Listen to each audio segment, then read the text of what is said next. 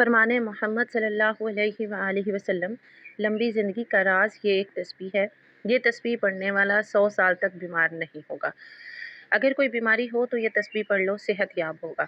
اگر آپ یہ ایک تسبیح اچھے دل سے پڑھ لیں تو انشاءاللہ زندگی بھر کوئی بیماری قریب بھی نہیں آئے گی، چاہے وہ کوئی خطرناک مرض ہو، لا علاج ہو، چاہے وہ کینسر ہو، شوگر ہو یا پھر بلڈ پریشر ہو یا کوئی بھی بیماری کیوں نہ ہو۔ رسول پاک صلی اللہ علیہ وآلہ وسلم کی بتائی ہوئی اس تسبیح میں اتنی برکت ہے کہ اللہ تعالیٰ کی رحمت سے جسم سے ہر بیماری کو نکال کر انسان کو مکمل تندرست کر دیا جاتا ہے، اور پھر موت تک کوئی بیماری قریب بھی نہیں آتی۔ یہ تسبیح پڑھنے والا 100 سال تک بیمار نہیں ہوگا۔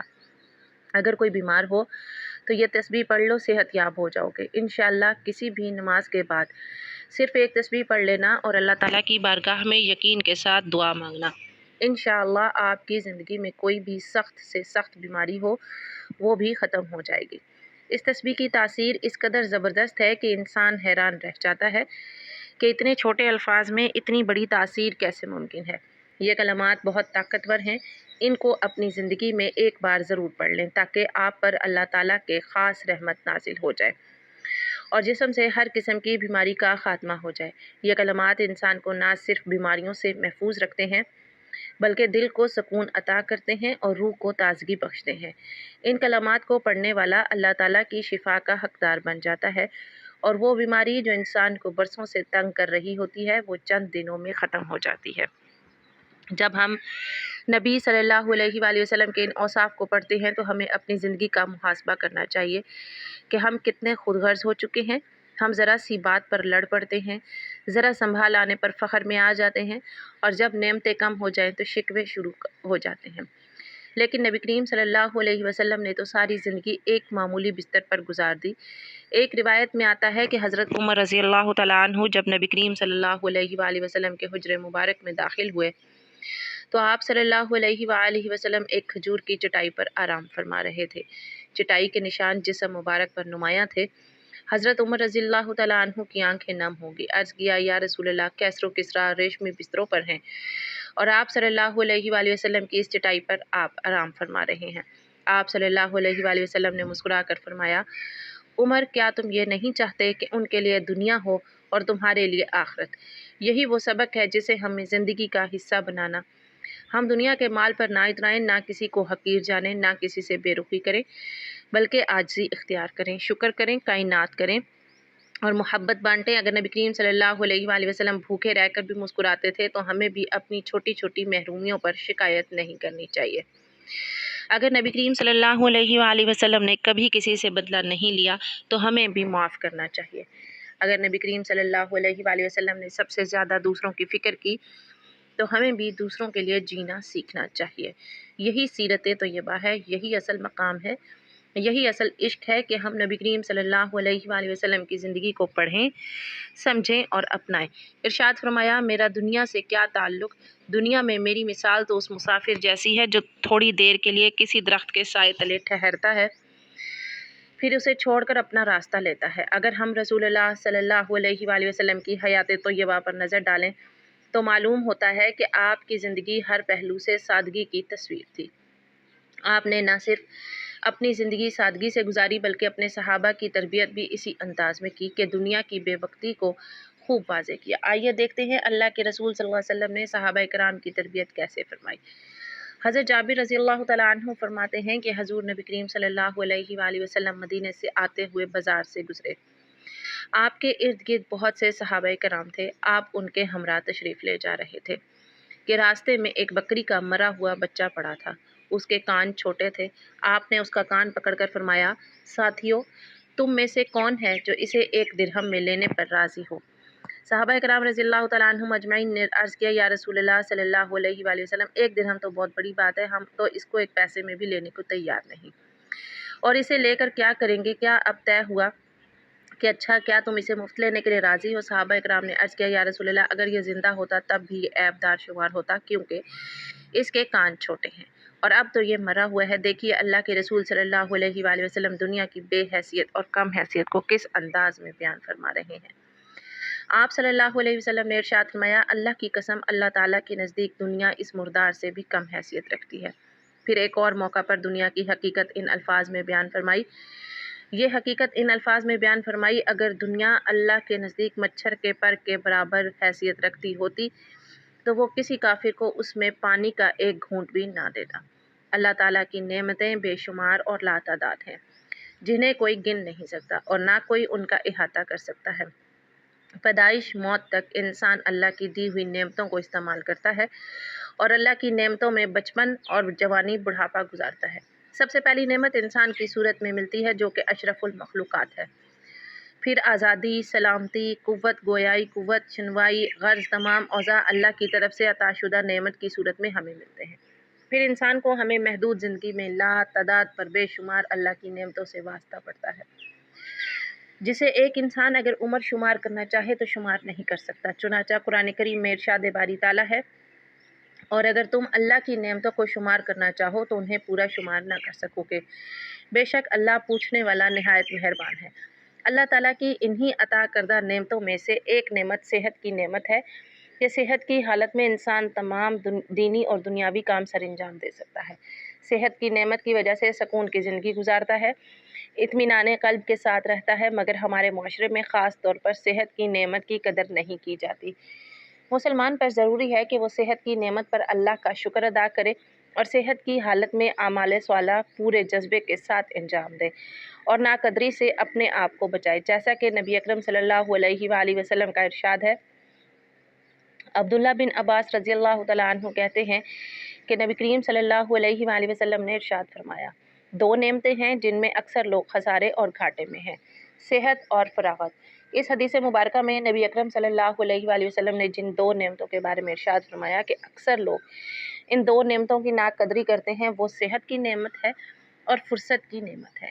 اسلامی سال کے آغاز میں خصوصی دعا ہوتی ہے، جو لوگ اس دعا میں اپنا نام شامل کروانا چاہتے ہیں وہ فقط کمنٹ میں اپنا نام لکھیں، تاکہ آپ کی سال بعد، کیونکہ خصوصی دعا ہوتی ہے نا، یہ سال بھر کی کامیابی کی دعا کی جاتی ہے، جس میں آپ اپنے لیے بھی دعا کروا سکتے ہیں، بچوں کے لیے، بیوی کے لیے کروا سکتے ہیں، شوہر کے لیے دعا کروا سکتے ہیں، یا جس بہن بھائیوں کے لیے ہر کوئی اس دعا میں شامل ہو سکتا ہے۔ تو شامل ہونے کا طریقہ بڑا آسان ہے، ویڈیو کو لائک کرنا ہے، شیئر کرنا ہے، کمنٹ میں اپنا نام لکھ دینا ہے اور مقصد لکھ دینا ہے۔ انشاءاللہ تعالی دعا کیونکہ تقدیر کو بدل دیتی ہے، دعا کے بڑے بڑے فائدے ہیں۔ دعا در حقیقت مومن کا ہتھیار ہے، تو جس کو یہ ہتھیار چلانا آ گیا وہ کامیاب ہو گیا۔ اکثر لوگوں کے لیے مسائل یہاں پیدا ہوتے ہیں کہ ان کو اپنا یہ ہتھیار چلانا نہیں آتا۔ جس کو یہ ہتھیار چلانا آ جاتا ہے وہ کامیابی کی زندگی گزارتا ہے۔ اب کیونکہ جیسا کہ عام طور پر دیکھا گیا ہے کہ اکثر لوگ فرصت کے اوقات میں فضولیات اور لغویات میں ضائع کر دیتے ہیں، اور فرصت کے اوقات میں اپنے آپ کو ایسے کاموں میں مشغول رکھتے ہیں کہ جن کاموں میں نہ دنیا کا کوئی خاص فائدہ حاصل کر سکتے ہیں اور نہ آخرت کا کوئی فائدہ حاصل کر سکتے ہیں۔ حدیث میں ہے کہ کوئی دن ایسا نہیں کہ جب وہ طلوع ہوتا ہو مگر یہ کہ وہ پکار پکار کر کہتا ہے، اے آدم کے بیٹے، میں ایک نبید مخلوق ہوں، میں تیرے عمل پر شاہد ہوں، مجھ سے کچھ حاصل کرنا ہو تو کر لے، میں قیامت تک لوٹ کر نہ ہی آؤں گا۔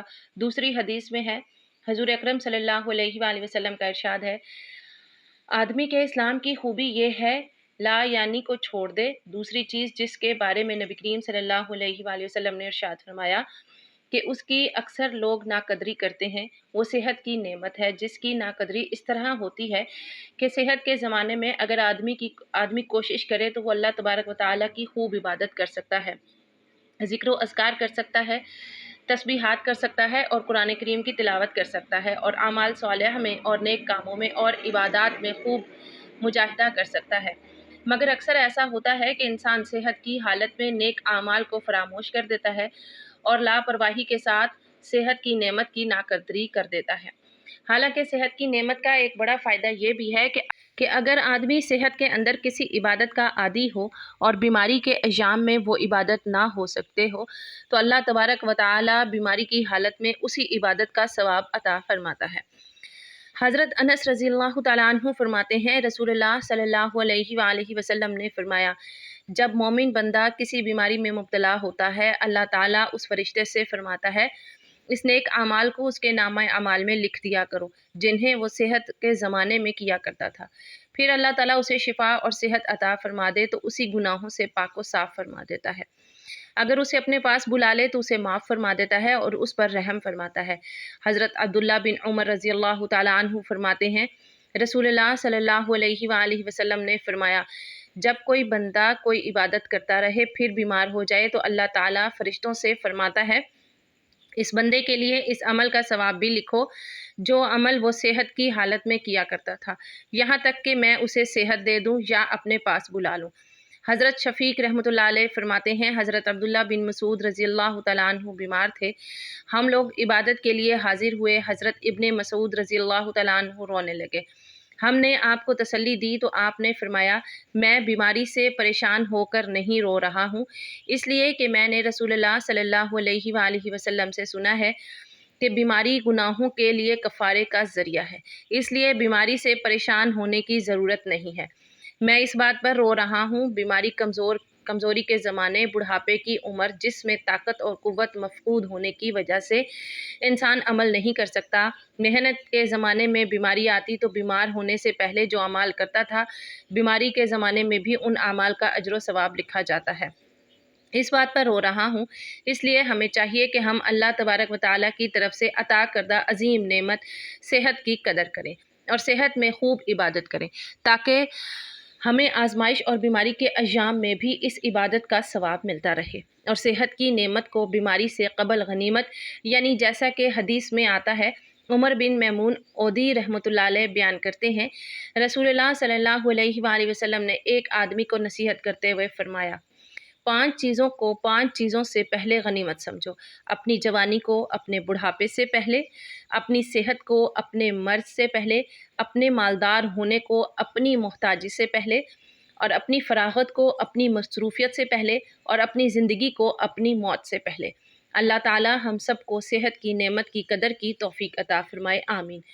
بیماری سے انسان کے گناہ معاف ہو جاتے ہیں اور اس کے ذریعے انسان کو اللہ تعالیٰ بہت بڑا اجر عطا فرماتا ہے۔ یہ شکر کرے، ناشکری نہ کرے اور واویلا نہ کرے۔ مزید یہ کہ اس کے احسانات میں سے ایک احسان یہ بھی ہے کہ بیمار آدمی کو بیماری کی حالت میں ان اعمال جن کو وہ تندرستی کی حالت میں کیا کرتا تھا، اللہ تعالیٰ اجر عطا فرماتا ہے بغیر ادا کیے۔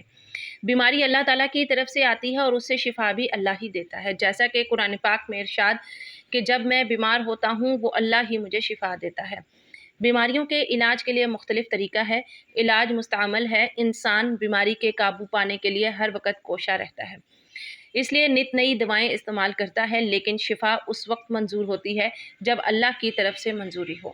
رسول پاک صلی اللہ علیہ وآلہ وسلم کا ارشاد ہے، ہر بیماری کے علاج کے لیے دوا ہے، اور جب دوا کے اثرات بیماری کے ماہیت کے مطابق ہوتے ہیں تو اس وقت اللہ کے حکم سے مریض کو شفا ہو جاتی ہے۔ یعنی بیماری کا علاج کرنا سنت نبوی میں ہے۔ سر درد کے لیے مختلف ادویات کا استعمال کیا جاتا ہے، جن کے استعمال سے معدے کا السر یا اس کے پھٹنے سے موت بھی واقع ہو سکتی ہے۔ اسی وجہ سے ضروری ہے کہ بیماری ہونے کی صورت میں ڈاکٹر کے مشورے سے دوا ضرور لیں، مگر اللہ سے شفاعت کی دعا کرنا نہ بھولیں۔ دوائیں صرف ایک ذریعہ ہیں، حقیقی صفات صرف اور صرف اللہ کے اختیار میں ہے۔ دوا سے زیادہ فائدہ دعا سے ہوتا ہے، اور بعض پیچیدہ بیماریوں میں جہاں دوائیں کوئی اثر نہیں کرتی، صرف دل سے کی ہوئی دعا ایسا اثر دکھاتی ہے کہ مہینوں کی تکلیف دنوں میں دور ہو جاتی ہے۔ مریض اور معالج دونوں کا دھیان اللہ کی طرف ہو جائے تو سونے پہ سہاگا والی بات ہے۔ دوا دینے سے پہلے مریض امتیاز کرے کہ دوا صرف ضرورت کے درجے میں اور سنت نبوی سمجھ کر لے رہا ہوں، لیکن شفا صرف اور صرف اللہ کے اختیار میں ہے۔ اللہ تعالیٰ ضرور مہربانی فرمائیں گے اور بیماری سے اس کی رحمت کے باعث نجات ملے گی۔ رسول اللہ صلی اللہ علیہ وآلہ وسلم کا ارشاد ہے کہ صدقہ بلاؤں کو ٹالتا ہے۔ بیماری ایک بلا کی شکل میں لازم ہوتی ہے، اور اس بلا کو ٹالنے کے لیے بلا کو ڈالنے کی ضرورت میں مختلف ہیلے بہانے کیے جاتے ہیں۔ علاج کرنا اور صحیح طریقے سے علاج کرنا سنت نبوی صلی اللہ علیہ وسلم ہے، کیونکہ رسول اللہ صلی اللہ علیہ وسلم نے ارشاد فرمایا کہ ہر بیماری کا علاج موجود ہے۔ علاج کے ساتھ ساتھ یہ بھی ضروری ہے کہ مکمل شفا کے لیے اللہ تعالیٰ کے حضور جھک کر کسی کے لیے دعا کر دی جائے، اس کی رحمت طلب کی جائے اور بیماری سے نجات کی التجا کی جائے۔ صدقہ واقعی بلاؤں کو ٹالتا ہے اور آدمی کو ناگہانی حادثات، تکالیف اور بیماریوں سے نجات دلاتا ہے۔ روزانہ صدقہ کی عادت ڈالی چاہیے، 1 روپیہ ہی کیوں نہ ہو۔ بیماری صاحب سے بچنے کا یہ آزمودہ نسخہ ہے۔ روزانہ صدقے کی بدولت اللہ تعالیٰ کی رحمت متوجہ رہتی ہے اور اس کی وجہ سے آدمی محفوظ رہتا ہے۔ جان لیجئے یہ کلمات بہت بابرکت ہیں، بالکل اسی طرح جیسے یہ دن برکت والے ہیں اور رحمت والے ہیں۔ اللہ پاک نے ان کلمات میں بہت زیادہ شفا رکھی ہے۔ جو بھی شخص کسی ایسی بیماری میں مبتلا ہو جس کا وہ بار بار علاج کروا کر تھک چکا ہو اور اب بھی اسے شفا نہ مل رہی ہو، وہ ان کلمات کو ضرور اپنائے۔ انشاءاللہ اللہ پاک اسے ہر بیماری سے نجات عطا فرمائے گا۔ اول و آخر 3 مرتبہ درود پاک پڑھنا، 1 مرتبہ درود پاک ثواب کی نیت سے میرے ساتھ بھی پڑھ لیجیے۔ اللہم صلی علی محمد وعلی آل محمد کما صلیت علی ابراہیم وعلی آل ابراہیم انک حمید مجید۔ اللہم بارک علی محمد وعلی آل محمد کما بارکت علی ابراہیم وعلی آل ابراہیم انک حمید مجید۔ اور اس کے بعد تعوذ اور تسمیہ یعنی اعوذ باللہ من الشیطان الرجیم بسم اللہ الرحمن الرحیم بھی پڑھ لینا ہے۔ اس کے بعد لا الہ الا انت سبحانک انی کنت من الظالمین، لا الہ الا انت سبحانک انی کنت من الظالمین، اس کی ایک تسبیح کرنی ہے۔ اس کے بعد پہلا کلمہ لا الہ الا اللہ محمد رسول اللہ، اس کی بھی ایک تسبیح پڑھنی ہے۔ جب یہ تسبیح مکمل ہو جائے تو آپ نے دوبارہ اتنی ہی مرتبہ درود پاک پڑھ لینا ہے جتنی بار آپ نے ابتدا میں پڑھا تھا۔ محترم عزیزوں، یہ بھی سخت سے سخت بیماری ہو، لا علاج مسئلہ ہو، کوئی ایسی پریشانی ہو جو حل ہونے کا نام نہ لے رہی ہو، تو یہ عمل ضرور کریں۔ انشاءاللہ اللہ پاک آپ کو ان کلمات کی برکت سے پوری شفا عطا فرمائے گا اور آپ کے دل کو سکون ملے گا۔ انشاءاللہ اس عمل کی برکت سے آپ شفا یاب ہو جائیں گے۔ محترم ناظرین، اللہ والو، آج کا یہ وظیفہ اور عمل آپ کو بتایا گیا ہے، یہ صرف بیماریوں سے شفا کے لیے نہیں بلکہ زندگی کے ہر پہلو کے لیے ہے۔ اللہ پاک کے خاص کی انعامات کو حاصل کرنے کا ایک ذریعہ ہے۔ یہ وہ طاقتور کلمات ہیں جن میں اللہ پاک نے جسمانی بیماریوں کے ساتھ ساتھ روحانی بے چینی کے لیے بھی شفا رکھی ہے۔ ان کلمات کو جو شخص دل سے پڑھے گا، اللہ پاک اس کے دل کو سکون عطا فرمائیں گے اور اس کے جسم کو ہر قسم کی تکلیف سے محفوظ رکھیں گے۔ یہ عمل نہ صرف عام بخار، درد اور جسم کی کمزوری، بلڈ پریشر، شوگر جیسے امراض میں مفید ہے بلکہ جن بیماریوں کو ڈاکٹر لا علاج کہہ دے جیسا کہ کینسر، دل کی تکلیف، گردوں کی خرابی، سانس کی بیماری یا دمے کی بیماری، ان سب کے لیے بھی یہ عمل عرش الہی سے شفا بن جاتا ہے۔ اللہ پاک کے فضل سے یہ کلمات پڑھنے والے کو ایسی طاقت ملتی ہے کہ وہ بیماریوں کا مقابلہ صبر اور حوصلے سے کرتا ہے اور اللہ پاک جلد شفا یاب فرما دیتا ہے۔ یہ عمل صرف بیماریوں تک محدود نہیں بلکہ اس کی برکت سے رزق میں کشادگی آتی ہے۔ جو لوگ قرضوں میں ڈوبے ہوتے ہیں، جو رزق تنگی کا شکار ہوتے ہیں، جو چاہتے ہیں کہ ان کے گھر میں خیر و برکت ہو، تو وہ اس عمل کو اپنی زندگی کا حصہ بنا لیں۔ انشاءاللہ گھر میں خوشحالی آ جائے گی، میاں بیوی میں محبت پیدا ہوگی، اولاد فرما بردار بن جائے گی اور گھر جنت کا نمونہ بن جائے گا۔ جو شخص یہ کلمات پڑھے گا اس کے رزق کے دروازے کھلیں گے، کاروبار میں ترقی ہوگی، بے برکتی ختم ہوگی اور دل کو روحانی سکون حاصل ہوگا جو مال و دولت سے نہیں ملتا۔ ان کلمات کو پڑھنے سے دل مضبوط ہوتا ہے اور ہر قسم کے وسوسوں، خوف اور فکری بیماریوں سے نجات ملتی ہے۔ اب ہم دعا کرتے ہیں کہ اللہ پاک جو بھی یہ کلمات پڑھے اسے شفا عطا فرمائے، اس کے رزق میں برکت دے، اس کے دل کو سکون دے، اس کے گھر کو جنت بنا دے اور اس کی اولاد کو اس کے لیے صدقہ جاریہ بنائے۔ یا اللہ ہمارے گناہوں کو معاف فرما اور ہمیں ان کلمات کی برکت سے دنیا آخرت میں کامیابی عطا فرما۔